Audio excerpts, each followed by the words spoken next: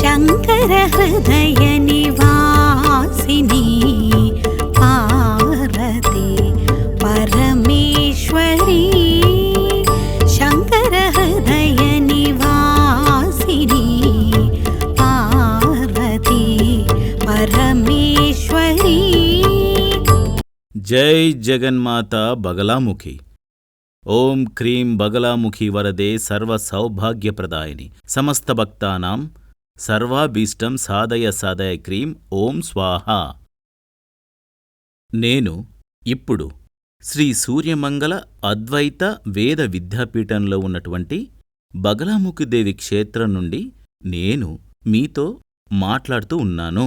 2025 April నెల 24వ తేదీ 2025 April నెల 24వ తేదీ శని సంచారం జరిగింది.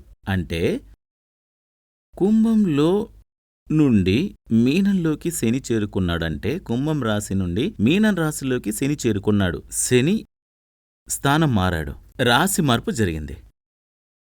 ప్రపంచానికి అంతటికీ ఆ రోజు శని రాశి మార్పు జరిగింది. కాని తమిళనాడులో కొందరు వ్యక్తులకి శని ఇప్పుడు కుంభంలో ఉన్నాడు. ఎంత మూఢత్వమో చూసారా?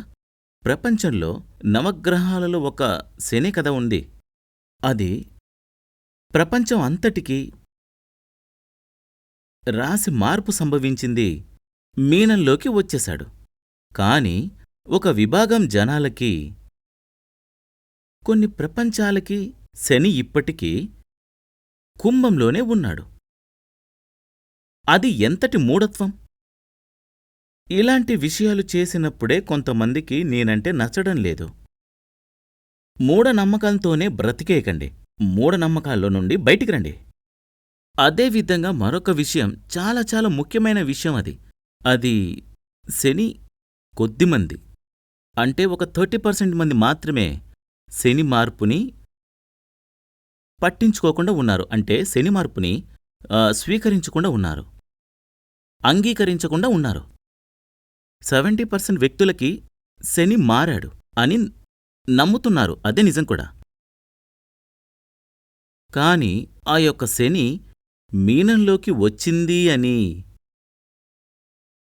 నమ్ముతున్న జ్యోతిష్యులు కూడా, వాళ్ళ పెద్ద పెద్ద జ్యోతిష్యులు, పెద్ద పేరు ప్రఖ్యాతి ఉన్న జ్యోతిష్యులు, గొప్ప ఆచారులు వాళ్ళు. టీవీలో కూడా నేను చూశాను. టీవీలోనూ ఇంకా యూట్యూబ్లోనూ చూశాను. శని మార్పు ఫలితాలు చెప్పారు, రాశి ఫలాలు చెప్పారు. అంటే శని ఇప్పుడు మీనం రాశిలోకి చేరింది. మీనం రాశిలోకి వస్తే మీకు ఎలా ఎలా ఉంటుంది అని చెబుతున్నారు. వాళ్ళకి నేను చెప్తున్నాను, మీరు దయచేసి శాస్త్రం చదవండి. ఏదో ఒకటి చెప్పేసి జనాల్ని మూఢులుగా చేయకండి, మూర్ఖులను చేయకండి. ఇక్కడ చూడండి, ఇది శాస్త్రం. అంటే ఒక జాతకంలో గ్రహాల యొక్క అష్టక వర్గాన్ని, అష్టక వర్గ బిందువులని లెక్కించకుండా, భేదస్థానం గణించకుండా రాశి ఫలాలు చెబితే అది ఏ విధంగా శాస్త్రమవుతుంది?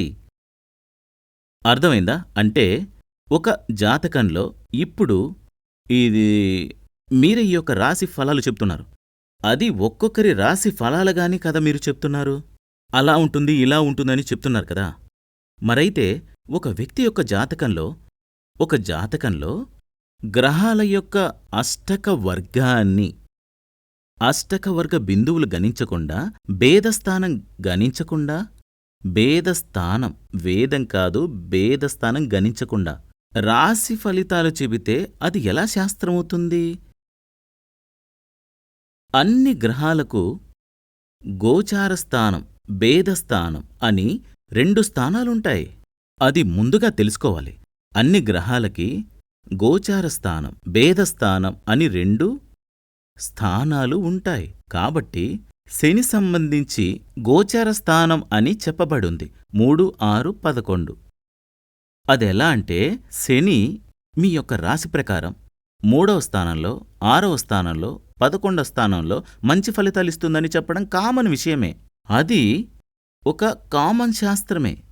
కాని మీ యొక్క జాతకంలో శని 3లోనో 6లోనో 11లోనో ఉంటే, దృష్టుంటే కాదు అందులోనే ఉంటే మీకు శుభకార్యాలు జరుగుతాయి. కానీ ఆ సమయంలో మీ జాతకంలో శని 3వ స్థానంలో ఉందనుకోండి, లేదా 6వ స్థానంలో ఉందనుకోండి, లేదా 11 స్థానంలో ఉందనుకోండి, ఆ సమయంలో ఈ శని ఏ రాశిలో ఉందో దాన్నేమంటారంటే 5వ స్థానంలోనో 9వ స్థానంలోనో 12వ స్థానంలోనో వేరొక ఏదైనా గ్రహంలో ఉంటే దానినే వేదం అని చెప్తారు. ఆ విధంగా ఏదైనా ఒక గ్రహం ఉంటే ఈ యొక్క శని మంచిని చేయదు, చెడును చేయదు. ఇది ఏ శాస్త్రం అంటే ఒక గ్రహం గోచార స్థానంలో ఉన్నప్పుడు మాత్రమే మనకి మంచి చేస్తుందన్నమాట. అదేవిధంగా ఈ వేదస్థానంలో 5లోనూ 9లోనూ 12లోనూ ఉంటే మనకి దోషం తప్పదు. కాని వేరొక ఇతర రాశులతో శని ఉంటే దోషం. అలాగే దీనికి సంబంధించినంతవరకు శని ఏ రాశిలో ఉంటే మంచి చేస్తుందో దాని యొక్క 5, 9, 12లో ఇతర ఏదైనా ఒక గ్రహం ఉంటే మనకి ఆ యొక్క శుభ ఫలితాలు లభించవు. ఇది ఎలా తెలుస్తుందంటే ఈ డైలీ క్యాలెండర్, మీ అందరి ఇంట్లో డైలీ క్యాలెండర్ ఉంటుంది. ఆ డైలీ క్యాలెండర్ తీసి మనం చూస్తే శని ఎక్కడ ఉంది, మీ రాశి ప్రకారం ఎక్కడుంది, ఆ శనిలో నుండి లెక్కించి చూడాలి. ఇక్కడ చూడండి, శని ఇక్కడుంది కదా. అంటే ఈ వ్యక్తి యొక్క ఇది రాశి కుంభరాశి, మనకి 2వ స్థానంలో శని ఉంది. అప్పుడు ఆ శని యొక్క 1, 2 అంటే 2వ స్థానంలో శని ఉంటే దోషం తప్పదు. ఈ జాతకానికి సంబంధించి శని 2లో ఉంది, ఏలనాటి శని, దాని యొక్క ప్రభావం ఉంది. ఈ జాతకానికి సంబంధించి ఏలనాటి శని అంటే మకరం, కుంభం, మీనం, ఈ 3 రాశుల్లో శని సంచారం ఉన్నప్పుడే ఏలనాటి శని అని చెప్తారు. ఇప్పుడు ఈయనకి ఈ శని 2వ స్థానంలో అంటే చంద్రరాశి యొక్క 2వ స్థానంలో ఉంది. అంటే ఈయనకి ఏలనాటి శని ఉంది. చాలా ప్రాబ్లమ్స్ రావాలి అని చెప్పాల్సిందే. ఏలనాటి శని వదిలి వెళ్ళేటప్పుడు చాలా కష్టనష్టాలు కలుగుతాయి, ధన నష్టం జరుగుతుంది. శుక్రుడు ఇంట్లో ఉండడం వల్ల ఈయనకి వాహన చోరీలు జరగాలి, లీగల్ ప్రాబ్లమ్స్, ఇలా చాలా సమస్యలు ఉంటాయి. అంటే క్లుప్తంగా 2వ స్థానంలోని శని సర్వత్ర దోషాకారి అవుతుంది, దోషం ఇచ్చేదిగానే ఉంటుంది. కానీ ఈ శని యొక్క చూడండి 5, 9, 12 శని ఇక్కడుంది, 1, 2, 3, 4, 5వ స్థానంలో చూడండి కుజుడు ఉన్నాడు. అప్పుడు ఈ శని అస్సలు బాధించదు. అదేవిధంగా ఆ యొక్క శని 1, 2, 3, 4, 5వ స్థానంలో కుజుడు ఉన్నాడు. 6, 7, 8, 9, 10, 11, 12వ స్థానంలో చంద్రుడున్నాడు. అంటే శని యొక్క 5లోనో 9లోనో 12లోనో ఏదైనా ఒక గ్రహం ఉంటే ఆ యొక్క శని మంచిది చేయదు, చెడు చేయదు. కాబట్టి ఇది ఒక ముఖ్యమైన విషయమేమిటంటే గోచారం వేదం. ఈ గోచారం వేదాన్ని గణించకుండా మీకు మంచి జరుగుతుంది, అది జరుగుతుంది, ఇది జరుగుతుంది, ఈ దోషం వస్తుందని చెప్తే ఎలా కరెక్ట్ అవుతుంది? అది శాస్త్రం కాదు. ఇంకా ఇంతకంటే ముఖ్యమైన విషయం ఉంది. అదేమిటంటే అష్టకవర్గ బిందువుల్ని గణించకుండా చూడండి చెప్తాను. ఇదేమిటంటే అది శని యొక్క అష్టకవర్గాన్ని చూపిస్తుంది. ఇది ఒక జాతకం. ఈ జాతకం ప్రకారం అష్ట నక్షత్రంలో పుట్టిన ఒక వ్యక్తి జాతకం ఇది. అష్టా నక్షత్రం, కన్యారాశి. ఈ జాతకం అష్టా నక్షత్రం, కన్యారాశి. ఆ అష్టా నక్షత్రం కన్యారాశి యొక్క శని అష్టక మార్గమే ఇది. తర్వాత జాతకానికొస్తే ఇది ఉత్తర నక్షత్రం, కన్యారాశి. ఉత్తర నక్షత్రం, కన్యారాశి. ఆ వ్యక్తి యొక్క వారి యొక్క అష్టక వర్గమే ఇది. ఆ యొక్క జాతకానికిది. ఇది కూడా అష్ట నక్షత్రమే. అష్ట నక్షత్రం, కన్యరాశి. ఆయన శని యొక్క అష్టక మార్గమే ఇది.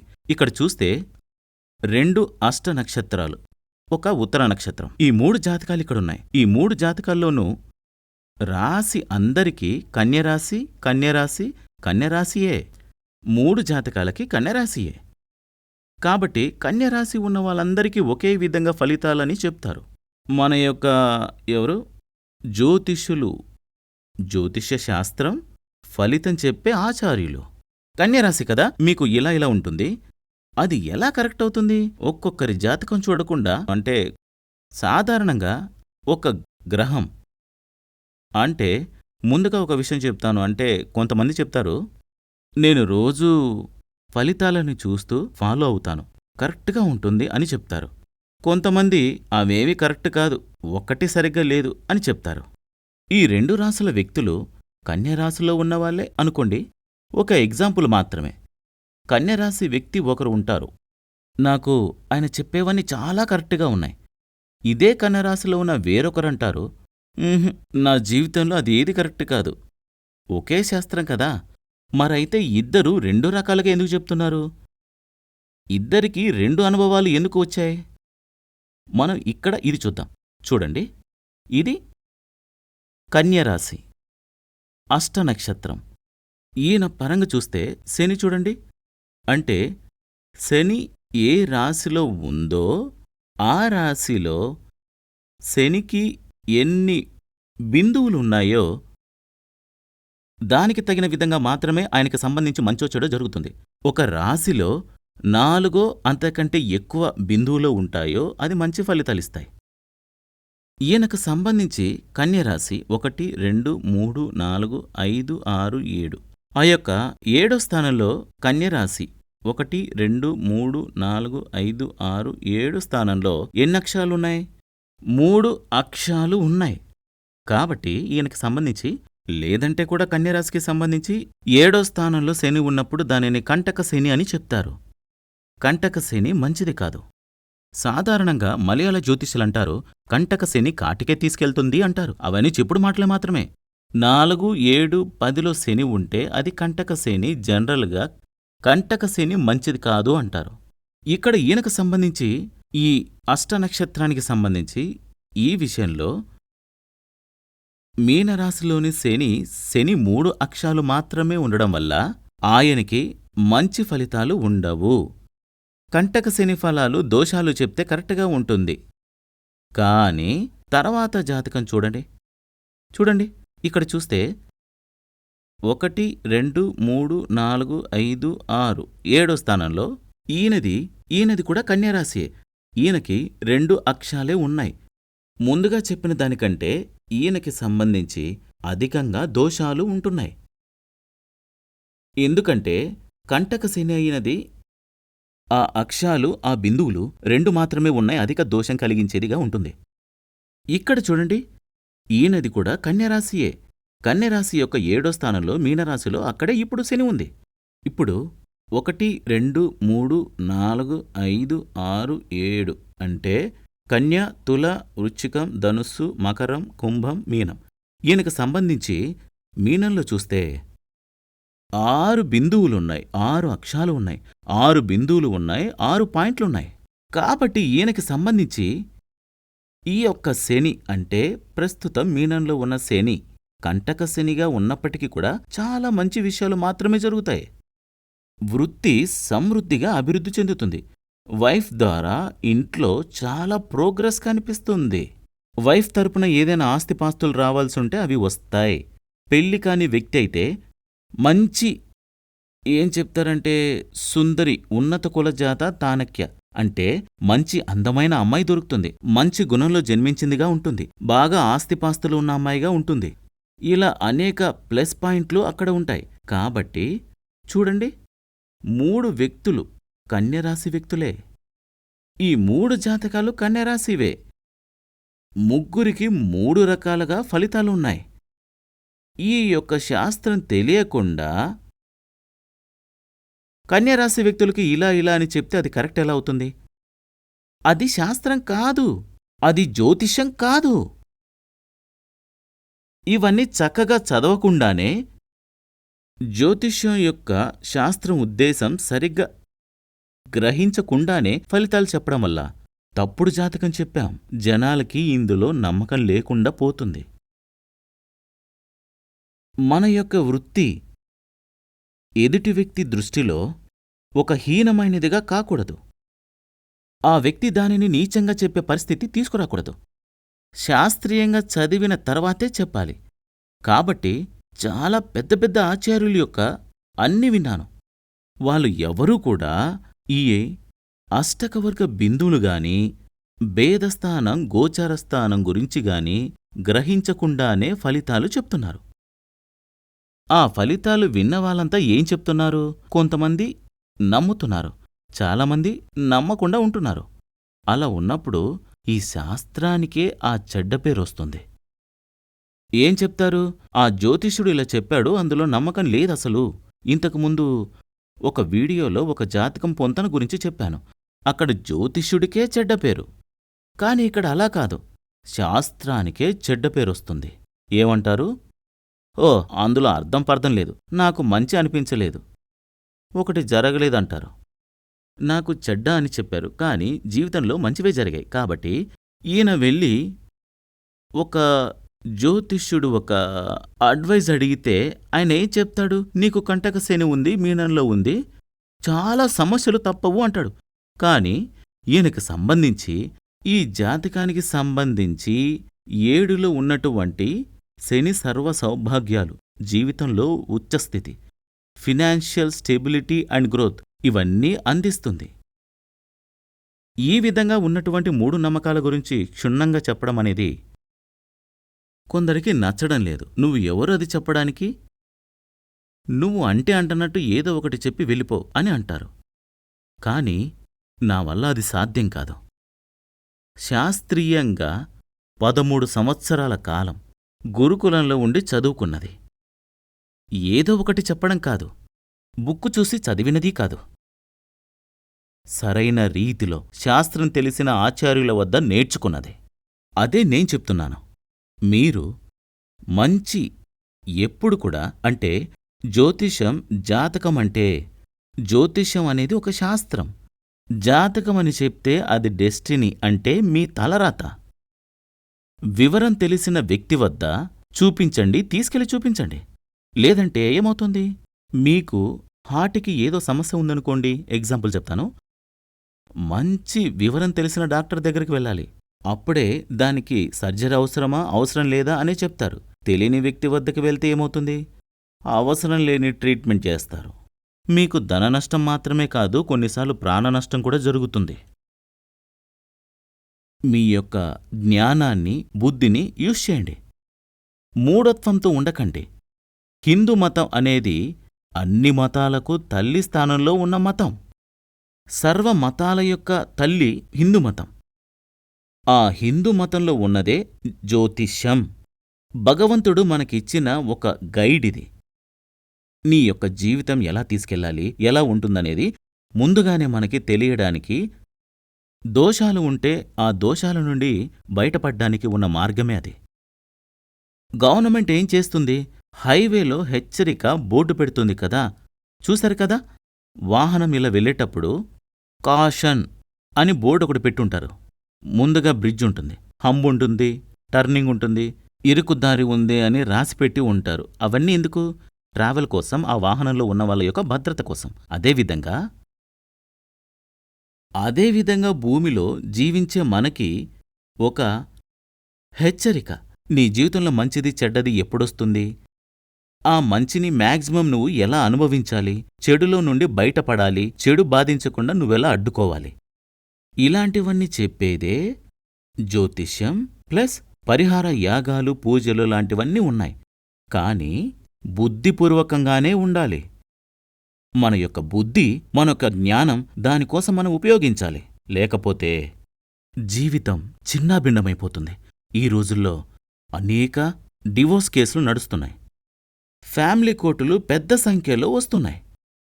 ఈ డివోర్స్ కేసులలో దాదాపు 85% కారణం జ్యోతిష్యులే. జాతకం చూసి అద్భుతం, పెళ్లి చేసేయండి అని చెప్తారు. పెళ్లి చేస్తారు, ప్రాబ్లము వస్తుంది. తర్వాత కేసు, కోర్టు, వాయిదా అని తిరుగుతూనే ఉంటారు. జీవితమే చిన్నాభిన్నమైపోతుంది. కాబట్టి మీ యొక్క జీవితాన్ని వేరొకరి చేతిలో ఇచ్చేసి, అంటే మిమ్మల్ని ముందుకు నడిపించేవాడు గుడ్డివాడు కాకూడదు అని అర్థం. అంటే చూపులేని ఒక వ్యక్తి వద్దకు వెళ్ళి మనం దారి అడగకూడదు, దారి చూపించు అని అడగకూడదు. నేను చెప్పేది మీ అందరికి అర్థమైందనుకుంటాను.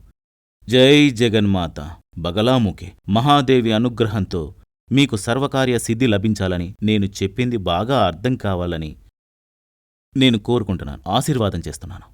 శ్రీ సూర్యమంగళం అద్వైత వేద విద్యాపీఠంలో తాంత్రిక పూజల్లో సిద్ధహస్తులైన ఎందరో ఆచార్యులు అమావాస్య, పౌర్ణమి రోజుల్లో ప్రత్యేక యాగాలు నిర్వహిస్తారు. ఈ యాగాల్లో పాల్గొనడం ద్వారా తల్లి శ్రీ బగళాముఖీదేవి అనుగ్రహం వల్ల సర్వదోషాలూ పోయి సకల సౌభాగ్యాలు మనకు కలుగుతాయి. శ్రీ సూర్యమంగళం అద్వైత వేద విద్యాపీఠం జ్యోతిష్యం, ప్రశ్నలు, వాస్తు, తాంత్రిక పూజలు మరియు వేదయాగాలు నిర్వహిస్తారు. సంప్రదించవలసిన నంబర్ 7305442299 7305442299.